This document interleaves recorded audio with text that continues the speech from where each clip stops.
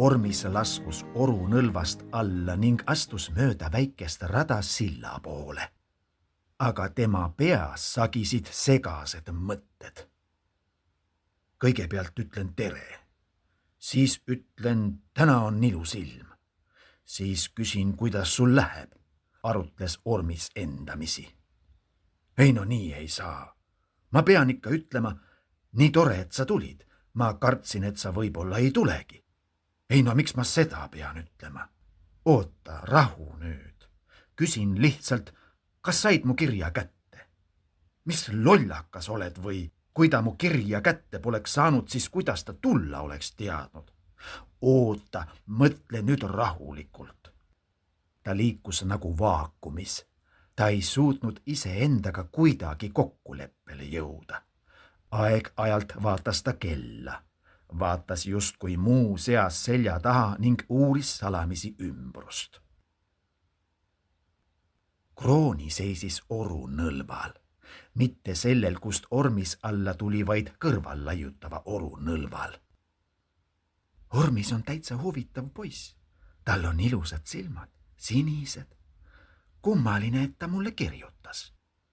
Tegelikult ta muidugi tõmbas mind seelikust, aga hea küll, see oli juba ammu. Sellest on ta välja kasvanud. Kui need poisid üldse kunagi välja kasvavad. Ei tea, mis ta mulle tahab rääkida. Ilmselt kutsus kohtama. Kirsila läheb kindlasti kadedusest paiste, kui teada saab, et kohtamas käisin. Ta ju muust ei räägi kui ainult Ormisest, arutles Krooni. Ta vaatas puude vahelt, kuidas Ormis ebakindlal sammul silla poole astus. Tegelikult märkas ta teda juba enne.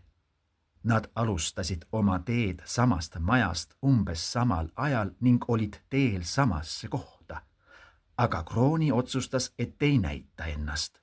Kohtuvad alles seal, kus nad kokku olid leppinud.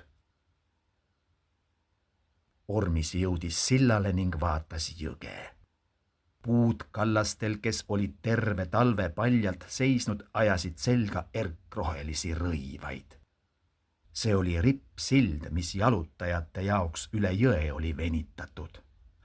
Alati, kui keegi sellest üle läks, hakkas see õõtsuma ning sillal olija võis ennast tunda justkui paadis. Peale Ormise ei olnud seal kedagi. Seal liikus vähe inimesi. Sild ühendas kahel pool jõge looklevat jalgrada. Krooni astus sillale. Ormis tundis, kuidas ta ühe hetkega puunuiaks muutus. Kõik ilusad mõtted, mis ta suure vaevaga peas ritta ladus, olid kadunud. Krooni lähenes. Nüüd pidi ta midagi ütlema, midagi vaimukat, arukat, toredat. Näed siis, tulidki, ütles Ormis. Ta sai kohe aru, et seda küll ei oleks pidanud ütlema. Kust kohast ta üldse sellise asja peale tuli? Ta tahtis ebaõnnestunud sissejuhatust parandada. Niipea, kui sa sillale astusid, hakkas see õõtsuma, tegi Ormis uut algust. Kuid kohe tundis ta, et see tema uus algus veel totram välja kukkus. Ta püüdis naeratada. Samal ajal mõtles ta, kuidas veel midagi öelda, mis ei oleks pärast väljaütlemist piinlik ning mis kompenseeriks eelmised 2 läbikukkumist. Ma siin muidugi teen nalja, olid ainukesed sõnad, mis ta suutis peast üles leida ja välja öelda. Ma ei teadnudki, et selline naljamees oled. Ja miks ma ei pidanud tulema? Aega ja võimalust oli. Natuke võib-olla tahtmist ka, nii et ikka tulin, ütles Krooni ja naeratas. Kaval, üleolev, ükskõikne. Mis naeratus see oli, seda ei suutnud Ormis kuidagi välja lugeda. Aga seda, et see võis olla lihtne ja siiras, seda võimalust Ormise peast läbi ei käinud.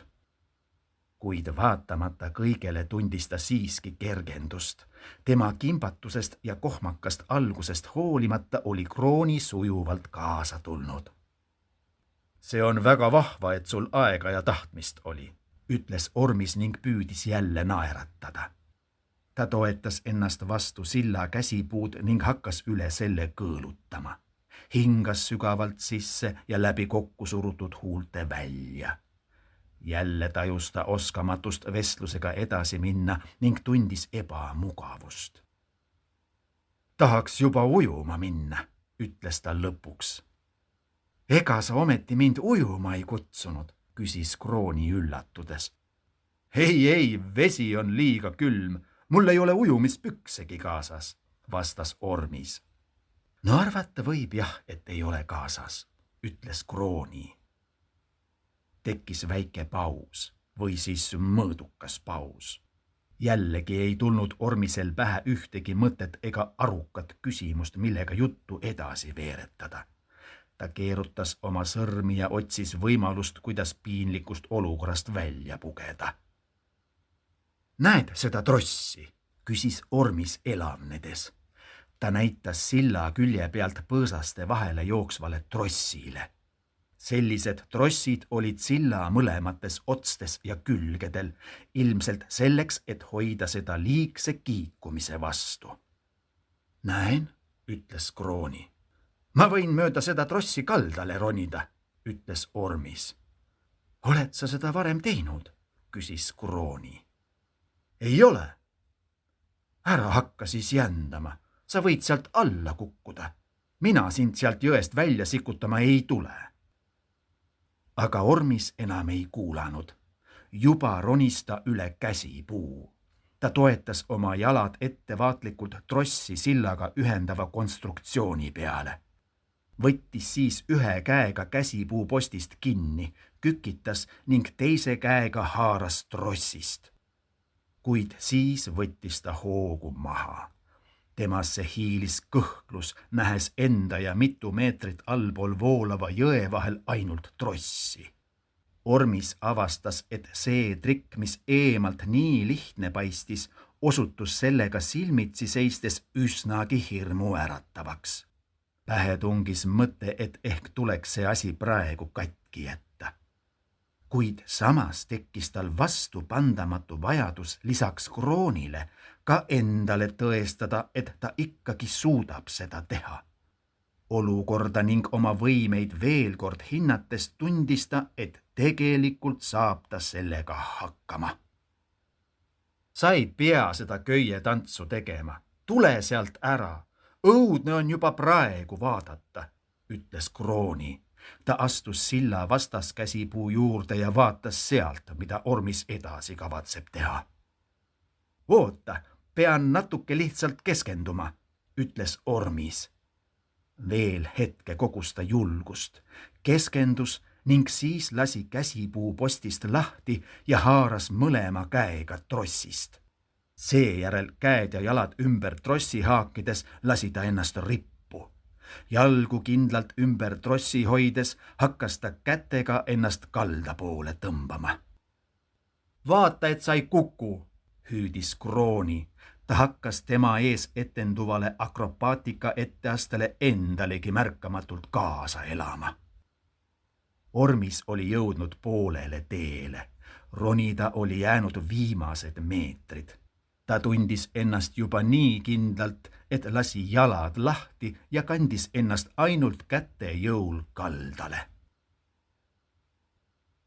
Ei olnudki nii hirmus, kui alguses tundus, ütles Ormis sillale tagasi jõudes ning oma marraskil jalgu uurides. Tal oli soorituse üle hea meel ning ta lootis salamisi, et oli Kroonile muljet avaldanud. Sinust võib tsirkusartist saada, arvas Krooni. Võib-olla, ma pole selle peale tulnudki. Kelleks sina tahad saada? Pagariks, vastas Krooni. Pagariks? Miks just pagariks? Sellepärast, et mulle meeldib küpsetada. Täiesti uskumatu. Mulle muuseas meeldib samuti küpsetada, eriti magusaid pannkooke. Aga mulle just soolaseid, ütles Krooni ning hakkas rääkima enda välja mõeldud eriti huvitavast retseptist. Nad kõndisid mööda jalgrada tagasi Okasojale. Ormis mõlgutas mõtet, et peaks kroonil käest kinni võtma. Ta liigutas sõrmi krooni sõrmede poole, kuid mõtles siis ümber. Oleks tahtnud küll, aga otsustavast julgusest jäi puudu. Krooni vaatas Ormist, naeratas ning võttis tal käest kinni. 2 metskitse, kes kogu seda lugu olid terve aja uudistanud, ajasid nüüd silmad suureks ja vaatasid üksteisele otsa, kehitasid õlgu ning läksid üles silla teisele poole jõge.